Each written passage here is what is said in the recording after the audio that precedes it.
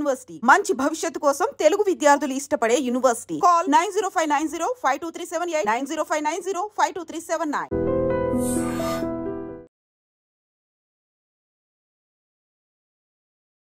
అందరికీ నమస్కారం. Welcome back to iDream media.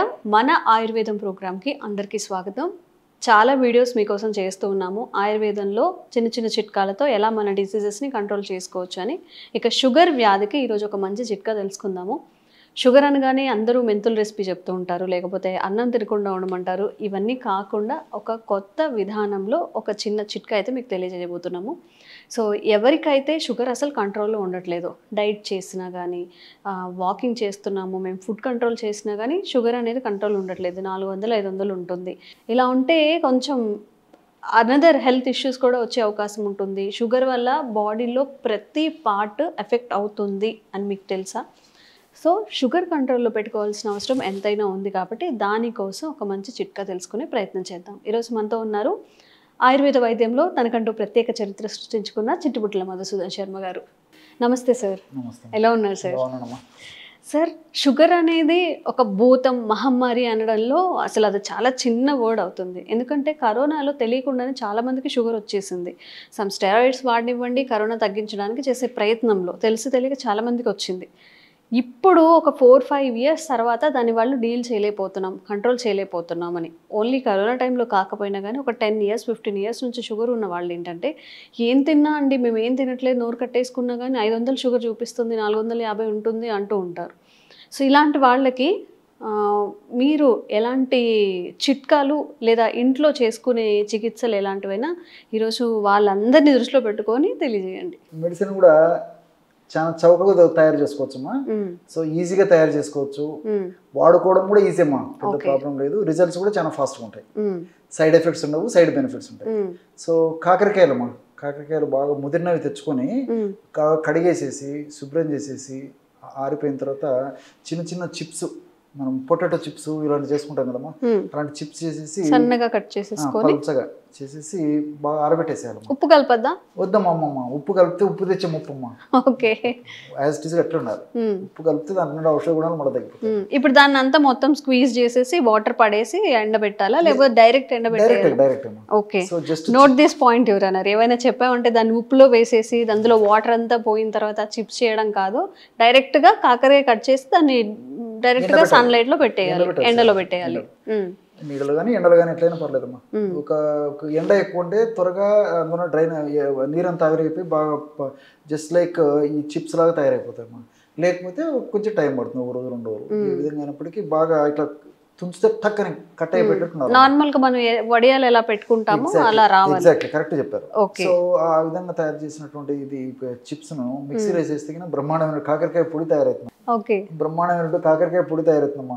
కాబట్టి అంటే ఈ తీపు జబ్బుకి చేదు మందమ్మా. ఎందుకంటే అంత బాధపడే దానికంటే ముందు షుగర్ నియంత్రణ ఉంచుకోవడం మంచిది.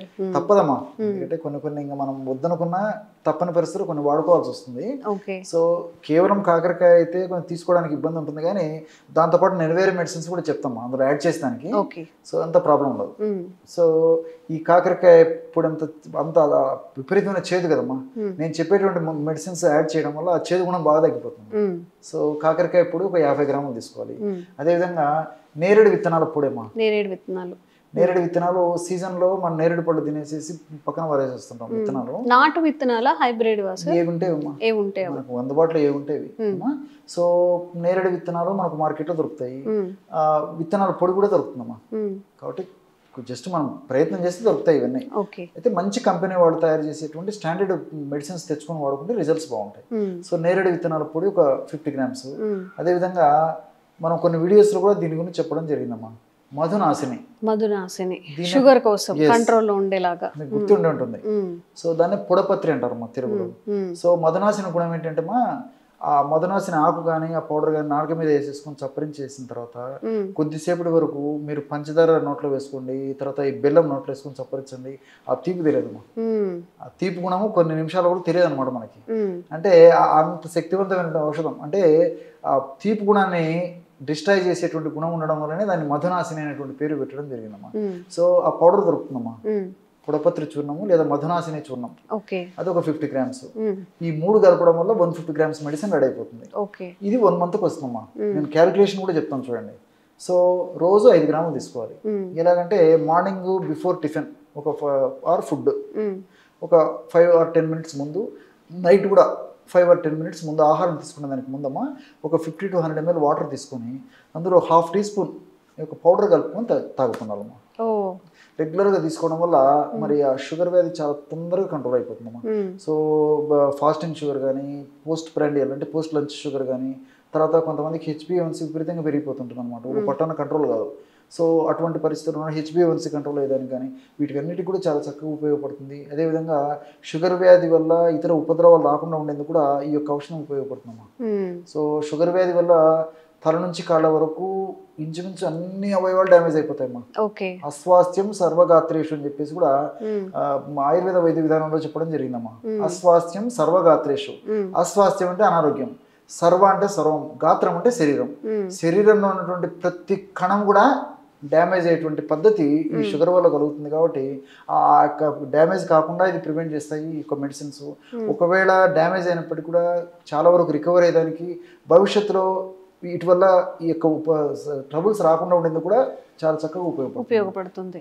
ఓకే సార్, మీరు చెప్పిన ఫార్ములా బాగానే ఉంది. బట్ ఆఫీసెస్కి వెళ్ళేటప్పుడు ఇట్లా తీసుకోవాలి అన్నా కానీ, లేకపోతే వేరే ఊర్లకు వెళ్ళేటప్పుడు ఏంటప్పుడు ఏంటది అవన్నీ అడుగుతూ ఉంటారు కదా, ఏదైనా ఆల్టర్నేటివ్గా తీసుకునేలాగా ఏదైనా ఉందా? ఉందమ్మా. దీనికి నాకు 2 గుర్తొస్తున్నాయమ్మా, 2 పద్ధతులు కూడా. సో ఏది వీలైతే చేసుకోవచ్చు అమ్మా. యాక్చువల్గా ఏంటంటే కొంచెం వాటర్ వేసేసి కాస్త నూరేసేసి గోళీలాగా తయారు చేసుకుని మింగేస్తే ఇంకా ప్రాబ్లం ఉండదమ్మా. వాటర్ కలిపేసేదమ్మా. వాటర్ కలిపేసి బాగా నూరితే ఇప్పుడు ఆ పిండి అంతా కూడా అలా గోళీలా చేసుకుని ఎండ పెట్టేసుకొని ఒక టాబ్లెట్ లా వేసుకోవచ్చు. అంతే, మనకు సైజుని బట్టమ్మా. సో మనకి ఏంటంటే దాదాపు 1/2 teaspoon కాబట్టి దాదాపు ఒక ఇంత సైజు మాత్రలు, శనగింజ ప్రమాణం మాత్రలు అయితే ఇంచుమించు 3, మరి సన్నం అంటే 4 వరకు వాడుకోవాల్సి వస్తుంది డైలీయా, 2 per time. ఓకే, అలా కాకుండా ఎందుకంటే ఈ పద్ధతులు వాడుకోవడం వల్ల ఇబ్బంది ఉండదమ్మా. సో నెక్స్ట్ ప్రత్యామ్నాయం కోసం చెప్తున్నా. ఒక్కసారి వేసుకున్నప్పుడు 2 లేదా 3 వేసుకోవాలి, 3 నుంచి 4 వరకు వాడుకోవాలమ్మా. ఓకే, అంత ప్రమాణం శనగింజ ప్రమాణం మాత్రలు తయారు చేసుకుని 3 నుంచి 4 వరకు వాడుకోవాలి. ఈజీగా మా మాత్రలు నిన్నే మింగుతుంటాము. సో 4 మాత్రలు వేసుకోవడం ఇబ్బంది ఉంది, మింగేసి నీళ్ళు తాగొచ్చు. సో మీరు అన్నట్లే ఉంటే అది కూడా ఓపిక ఉండవు. ఈవెన్ నీళ్లతో నూరుకొని మాత్రలు తయారు చేసుకొని ఎండబెట్టేసేసి ఓపిక ఉండదు. కొంతమందికి టైం కూడా చూడాలి కదమ్మా. ఓపిక వేరు, టైం వేరు. సో దీనికి ఇంకొక ప్రత్యామ్నాయం కూడా చెప్తామా. సో దానికి ఆ పద్ధతి కంటే ఇంకా ఫాస్ట్ గా చేసుకోవాలంటే ఇప్పుడు మనకు మెడికల్ షాప్స్ లో ఎంటీ క్యాప్సూల్స్ దొరుకుతాయమ్మా, ఖాళీ క్యాప్సూల్స్. ఓకే, సో అంటే ఇప్పుడు మనం నార్మల్ గా వేరే వాటికి టాబ్లెట్స్ వేసుకొని ఇలా తీస్తే ఎలా వస్తాయో ఆ డిప్పలు అంటారా, అంతేనా? డిప్పలు అంతేమ్మా. ఎంటీ క్యాప్సూల్స్ అంటే ఇస్తారమ్మా. So empty capsules 500 milligrams empty capsules తెచ్చుకొని మహా అంటే ఒక అరగంట కష్టపడితే అయిపోతుంది. జస్ట్ దాన్ని ఇలా ఇలా అనేసి 2 క్యాప్స్ పెట్టేసుకోవడం, క్లోజ్ చేసేసి ఒక సీసాలో నిల్వ ఉంచుకొని సరే 3 క్యాప్సూల్స్ 4 క్యాప్సూల్స్ అవసరాన్ని పట్టేసి మింగేసి వాటర్ తాగినా సరిపోతుంది. సో పౌడర్ కంటే ప్రత్యామ్నాయం ఇదమ్మా, ఏదైనా వాడుకున్నా సరిపోతుంది. రిజల్ట్ అయితే చాలా బాగుంటుందమ్మా. ఏదో ఒక పద్ధతిలో పౌడర్ రూపంలో కానీ, టాబ్లెట్స్ రూపంలో కానీ, లేకపోతే క్యాప్సూల్స్ రూపంలో కానీ ఈ 3 రకాల ఔషధాలు ఉన్నటువంటి ఔషధ గుణాలు మన ఇంటర్నల్గా వదిలేసి జీర్ణం కావడం మొదలైతే దాని యొక్క ప్రభావం మొదలవుతుంది. అంత పవర్ఫుల్ శక్తివంతమైన ఔషధం ఇది. ఓకే, అందుకోసం ఒక ఏదైనా వీడియో మీకు అవేర్నెస్ కల్పించేది తీస్తే ఒక పెన్ను పేపర్ తీసుకొని చక్కగా ఏం చెప్తున్నారో రాసుకొని అది ఎలా తయారు చేయాలి అని చెప్పి ఆల్టర్నేటివ్స్ కూడా చెప్తున్నారు. ఎంటీ క్యాప్సూల్స్ ఉంటాయి, అలాగే దాన్ని వాటర్తో కలిపేసి ఎండబెట్టుకొని నార్మల్ టాబ్లెట్స్లా వేసుకోవచ్చు. ఈ 2 మెథడ్స్లో ఫాలో చేయొచ్చు. మనకి షుగర్ కంట్రోల్లో ఉండడం ఇంపార్టెంట్, దాన్ని ఎలా తీసుకుంటున్నామా అని కాదు. మీ టైంని బట్టి ఈ 2 మెథడ్స్లో ఏదైనా ఫాలో అవ్వండి.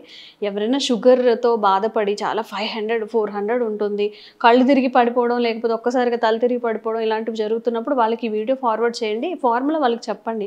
అట్లీస్ట్ మీకు లేకపోయినా కానీ వాళ్ళకి హెల్ప్ చేసిన వాళ్ళు అవుతారు అండ్ ఆరోగ్యాన్ని కూడా సెట్ చేసుకోవచ్చు ఇలాంటి మెథడ్స్ ద్వారా. ఇంకెలాంటి ఆరోగ్యమైన చిట్కాలు కూడా మీరు కోరుకున్నట్లయితే కామెంట్స్ రూపంలో తెలియజేయండి. తప్పకుండా వీడియో చేసే ప్రయత్నం చేస్తాం. Thank you sir. Sir, one life lesson what medicine has taught you. Whatever you can do without expecting. But I really believe మన పాజిటివ్ యాటిట్యూడ్ ఉంటేనే మనం ఏదైనా సాధించగలం. గట్ ని మనం కరెక్ట్ గా డీల్ చేసినట్లయితే అది మనకి పాజిటివ్ హార్మోన్స్ ని రిలీజ్ చేస్తుంది. షుగర్ వచ్చిన వాళ్ళ పరిస్థితి ఏంటి? పొట్ట దగ్గర పెరిగితే దాన్ని ఆండ్రాయిడ్ అంటారు, ఆండ్రాయిడ్ ఫోన్ కదా. అసలు థాట్స్ ఎందుకు వస్తాయి? బ్రెయిన్ డెడ్ అంటే దానికి ప్రపంచం అంతా కూడా కొన్ని నిర్దిష్టమైనటువంటి లక్షణాలు. మానసికంగా ధైర్యంగా ఉంటే క్యాన్సర్ జయించవచ్చు. You are a doctor for a cause sir, అంతే. వాళ్ళకి వచ్చిన ఆదాయం కాకుండా ఫ్రీ సర్వీస్ ఎంతమందికో చేస్తారు.